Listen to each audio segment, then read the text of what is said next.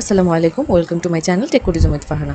So আমরা আগের ভিডিওতে দেখেছি কীভাবে আমরা ডিভ ইউজ করতে পারি এবং ডিভের আসলে কাজটা কি সেটা সম্পর্কে জাস্ট একটা বেসিক ধারণা নিয়েছি, এবং যখন আমরা প্রজেক্ট করবো সামনে তখন আমরা আরও ক্লিয়ার হয়ে যাব যে কেন আমরা ডিভ ইউজ করি। আর ডিভ আমাদের অলওয়েজই লাগবে, সবগুলো পার্টে আমাদের ডিভ ইউজ করা লাগবে।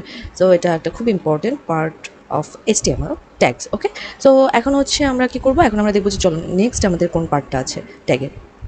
সো আমাদের HTML ট্যাগস, HTML আচ্ছা এই পার্টগুলো শেষ, এই হেডিং প্যারাগ্রাফ পার্ট শেষ, অ্যাঙ্কার ইমেজ পার্ট শেষ, ইউএল পার্ট শেষ, ডিভ পার্ট অলসো শেষ, অ্যান্ড নাও নতুন হচ্ছে কি স্পেন। তো আজকে আমরা দেখবো Spain. Okay, so let's go. তো আমি ভিজুয়াল স্টুডিওতে চলে এসেছি এবং সাথে হচ্ছে আমার 5 সার্ভারটা অন করে নিয়েছি। অ্যান্ড এখন হচ্ছে আমরা কি করব, আমরা স্পেনের জন্য আমি আর নতুন কোনো ফোল্ডার ক্রিয়েট করছি না, আমি এখানেই দেখিয়ে দেবো, ঠিক আছে? কারণ স্পেনটা একটা খুব ছোটো জিনিস, সেটা বেশি টাইম লাগবে না। ওকে, আমি এখানে একটা সাপোজ ডিভ নিয়েছি, আর ডিভ ছাড়াও করা যায়। সাপোজ দেখাই ডিভ ছাড়া করলে কীরকম আসে নর্মালভাবে। স্পেন দিলাম, তারপর সাপোজ হচ্ছে এখানে কিছু লাইন লিখে দিলাম। লোক এই ইমেজটার জন্য একটু প্রবলেম হচ্ছে, ইমেজটা বেশি আপাততর জন্য আমি ইমেজটাকে কমেন্ট লাইন করে দিচ্ছি, ঠিক আছে?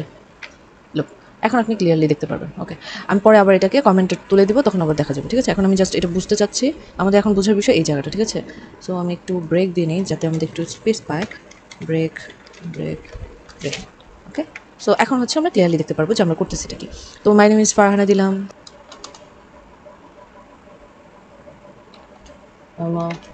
প্রোগ্রামার। ওকে, আমি প্রোগ্রামার এটাও দিতে পারি, অ্যান্ড অলসো ওয়েব ডিজাইনার, ওকে, আমি এই লাইনটা লিখি। তো আমি এভাবে করে নর্মাল একটা লাইনও আমি এখানে লিখে দিতে পারি, ঠিক আছে? ওকে, সো আমি দেখালাম, এটা জাস্ট বোঝানোর জন্য দিলাম যেটা আমি নর্মাল লাইন লিখতে পারি। সো আমি এখন এই পার্টটা তুলে দিই। এখন আমি এখানে পি ট্যাগ ইউজ করবো, অ্যান্ড পি ট্যাগের মধ্যে আমি দিব হচ্ছে এখানে লরেন, সাপোজ 10 দিই, ছোটো, সরি ইন্টারপ্রেস করতে বলে গেছি। ওকে, লরেন 10 দিলাম, তো এতটুকু লাইন আসছে, 10টা ওয়ার্ড আসছে। ওকে, সো এখন হচ্ছে আমি সাপোজ চাচ্ছি হচ্ছে এতটুকুর কালার চেঞ্জ করতে। সো এখন আমি কীভাবে এতটুকুর কালার চেঞ্জ করব? তো তার জন্য আমি কিন্তু ইউজ করতে পারি এভাবে করে স্প্যান, এটার মধ্যে দিলে দেখুন কোনো পরিবর্তন হয়েছে স্প্যান দেওয়ার সাথে সাথে? না, পরিবর্তন হয়নি। বাট এটা আমরা নর্মালি ইউজ করি যে আমরা কালার টালার চেঞ্জ করতে চাই, স্টাইল। এখন দিলাম যে কালার ব্লু। ওকে, লুক কালার কিন্তু চেঞ্জ হয়ে গেছে, কিন্তু আপনি বোল্ড এখান থেকেও করতে পারবেন, আবার হচ্ছে কিন্তু ডিরেক্টও করতে পারবেন। দেখুন আমি ডিরেক্ট করলে কেমন দেখা যায়। সো বোল্ডের ক্ষেত্রে না, আমরা অন্যান্য কাজের ক্ষেত্রে মানে আরও অনেক ধরনের ফাংশন আছে যেগুলো, বা অনেক ধরনের কাজ আছে যেগুলো ইউজ করতে গেলে আমাদের এটা লাগে। আমাকে তেমন কিছু পরিবর্তন করা লাগে না, ঠিক আছে? আমি কিন্তু স্টাইলের ভিতরে আমি বোল্ড মেনশন করে দিতে পারতাম, বাট যেহেতু আমরা সিএসএস করছি না, আমরা ওটা মেনশন করবো না। আমি জাস্ট বোঝানোর জন্য দিলাম যে এই যে এরকম মাঝে যদি কোনো ওয়ার্ড কিছু চেঞ্জ করতে হয় বা কিছু করতে হয়, তখন হচ্ছে আমরা স্পেন ইউজ করে এটাকে আলাদা করে তারপর আমরা ইউজ করতে পারি। আর এমনি অবশ্য নর্মাল লাইনও আপনি ইউজ করতে পারেন, কোনো সমস্যা নেই। বাট আমি কোন ক্ষেত্রে বেশি ইউজ করি আমি সেটাই জাস্ট আপনাদের দেখলাম। Okay, so this is our span. So এটুকুকে আপনি নর্মালি একটা ডিভের মধ্যে রাখতে পারেন, ডিভ।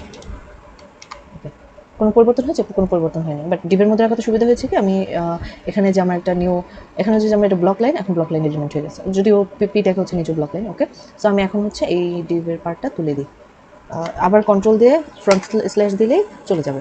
লোক ইমেজটা আবার চলে আসছে। আচ্ছা, আমি ছোটো করে দিই, নাহলে বুঝতে পারবেন না। দেখেন এখানে কিন্তু লেখাটা চলে আসছে, বাট ইমেজটা বেশি বড় দেখে এটাকে আসলে বোঝাতে একটু সমস্যা।